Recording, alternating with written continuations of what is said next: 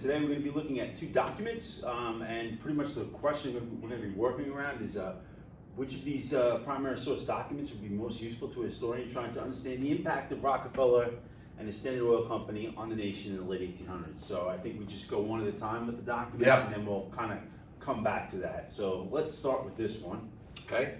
And we're looking We at got our oil tank. Yeah, we do. Standard Oil Company, corporation, a large company owned by its investors, by its stockholders. Seems to be like some sort of octopus. There's certainly more than 8 tentacles though. But all these pipeline tentacles coming out of Standard Oil, almost like a monster. Yeah. The octopus always gets a bad rep.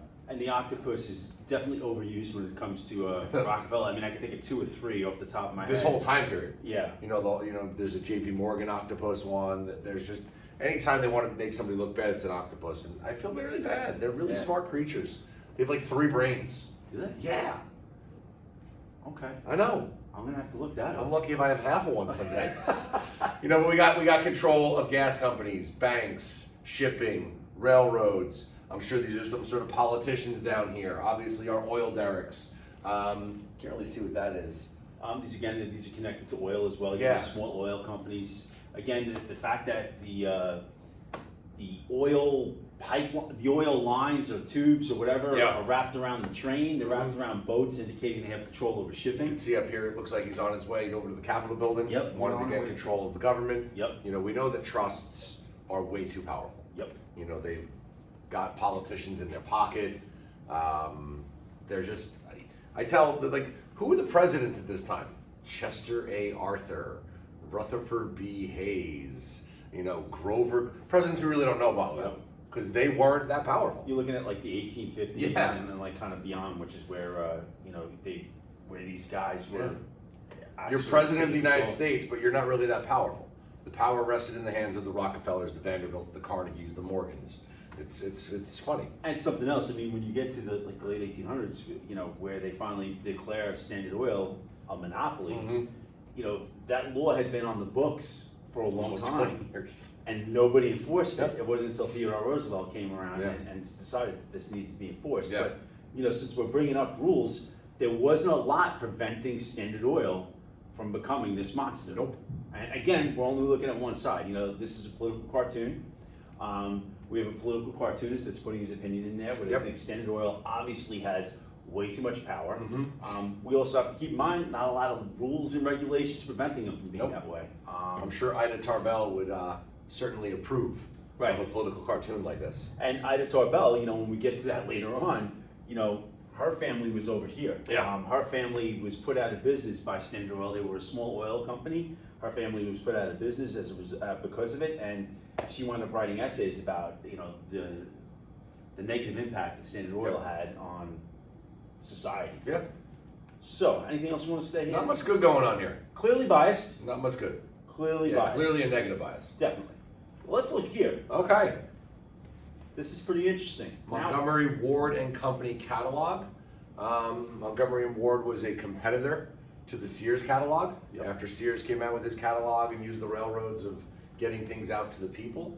And it looks like we're looking at a page that's selling lamps. Wow. This is very fancy. I know Mrs. Kogan would be all over this. Yes. That would be in the Kogan living room. My wife would probably choose this. Yeah. Down in the man cave, we're very simple. We would just go something like this. The same thing. But again, when we're looking at lamps and we're talking about lighting, all right. Well, having just a candle in the house was just too dangerous. For example, if I have my simple little candle, down in my man cave where I'm watching the game, that thing would get knocked over, watching an Islanders game or a Yankee game, and then the whole house would be up in flames. Now, when we look here, your oil lanterns, these are going to be much more safer. Now, again, we're looking at oil. So where's the connection here? Because we put this on here and you're like, well, how does this connect to Standard Oil? Well, these lanterns are going to be fueled by kerosene. Yeah, kerosene, a byproduct of the refining process. When you get crude oil out of the ground, it can become many things: gasoline, butane, kerosene, diesel fuel, fuel oil like we used to heat our homes, even petroleum jelly, which is Vaseline. Right. And before kerosene, The only way to get oil was whales. Whales, yes. You know, go hunt a whale, harpoon it, bring it ashore, fillet it, boil down the blubber into oil. And that oil was a very dirty, burning oil, very smoky. And you're talking about a very involved process, Yes. where who knows how much you would actually get out Yeah. of it. And you have a limited number of whales in the ocean. I mean, by the 1880s, 1890s, some of the whales were almost extinct. Sperm whale and the humpback whale were almost extinct by that point. So if we're looking at this document, I mean, what does it tell us? All right, well, what you need in the home to keep your homes lit are lanterns. Yeah. Oil is going to be the thing that's fueling it. We're also getting a really good idea that, well, oil is in demand. Oil is probably affordable because every family needs it. Yeah. The other piece of this is that, well, since every family needs oil, and Rockefeller's selling oil and he's making it affordable, his profits are also up as well. And he controlled 95% of America's oil market with his Standard Oil Trust monopoly. But when we're going back and forth, here we have an opinion, here we just have, something from a catalog. Yeah. And just even to think, like Standard Oil's formed in 1870.